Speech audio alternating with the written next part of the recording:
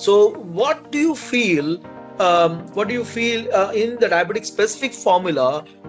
Is the utilization of resistant maltodextrin a good idea to actually improve glycemic control, reduce insulin requirements, or kind of reduce glycemic variability? Do you think that this will do a little bit of a benefit for you when you look at resistant maltodextrin? And for all the audience, please let us know what this is all about. I mean, if you can give us a brief overview about what this is about. Yeah, I think resistant maltodextrin will go a long way. Nowadays, we have other sources of fiber also, but some kind of resistant starch should be there in the feed. Actually, soluble fiber technically should be there in all ONS, because every patient, even a diarrhea patient, needs soluble fiber. And for diabetic patients formula, not just for controlling the blood sugar, even to get the gut microbiome in shape, I think this will go a long way, because ultimately the gut microbiome, the healthy gut, is responsible for combating inflammation. So in my opinion, I think this will go a long way if we introduce this kind of fiber in the diabetic diet.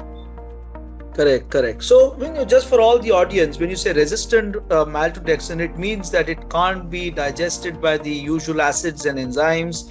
It needs to be fermented substrate by the gut microbiome. It needs to cause the growth of favorable bacteria, as Dr. Sangamitra said, that it needs the gut microbiome to change, and it must be viable after food processing. That is what would actually classify as a prebiotic, and resistant maltodextrin ticks all these boxes per se. So what's your role? So, because there's a lot of data that says resistant maltodextrin is not good for the gut when it's particularly inflamed.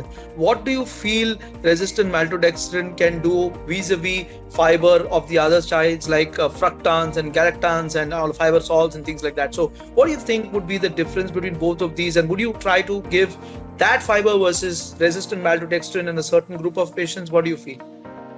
We can try and test, but then if the gut is extremely inflamed and the patient is not able to absorb anything, when the patient is very critically ill, in that case we generally go for very simple formula, hydrolyzed formula. We generally slowly introduce the fiber.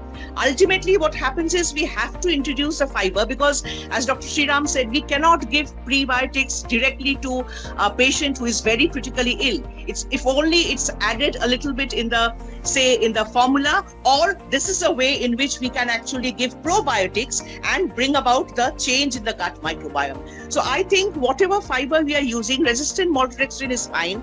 If the patient cannot tolerate initially, we can go slow, but ultimately we can start on it and slowly build up the calories, and the gut will slowly recover, and we slowly build up on the fiber content. So others, Sanjay, it's all to be tried and tested, basically. Yeah. Sanjay, I have to make one comment. I sent some of you a paper that came out in BBC Science recently about fiber. It is not a scientific publication, but it is very beautifully written. The paper clearly states that the differentiation of fiber between soluble and insoluble fiber has to be retired. Is it fermentable or not fermentable? So you might think that the food scientists may say this is the fiber and it is insoluble. The truth is, a part of it is also fermentable. Yeah, so it is extremely difficult for us to say this is only one kind of fiber. Now the soluble fiber, as you know, it's converted to short chain fatty acids, acetoacetic acid, propionic acid, and butyrate, and this is absorbed, and it is not only beneficial to the colonocytes but also beneficial to other parts of the body, including the brain and the heart and the liver. So fiber is very important. I totally agree. And most of the enteral formulas, whether it is diabetic specific or non-diabetic specific, do have fructose oligosaccharides and some of the resistant starches in it. But keep in mind that it is not black and white. There is a huge overlap between the different kinds of fiber. Correct, correct. So the magic of fiber comes when it gets firm, when it is utilized as a fermented substrate by the gut microbiome to actually form short chain fatty acids or other favorable bacteria and change the microbiome. And I think butyrate in that is beautiful. I think the butyrate in that is the one that actually rules the roost over here. And anytime you take a resistant maltodextrin and it get converted to a good amount of butyrate, we see a lot of good things happening. It's goodness. At the end of the day, it's all goodness, which includes even a loss of weight. It's amazing. It's just an amazing supplement that we have. 20 grams is something will never cause a problem. 45 grams is a tough ask, but 20 grams is something that we can do.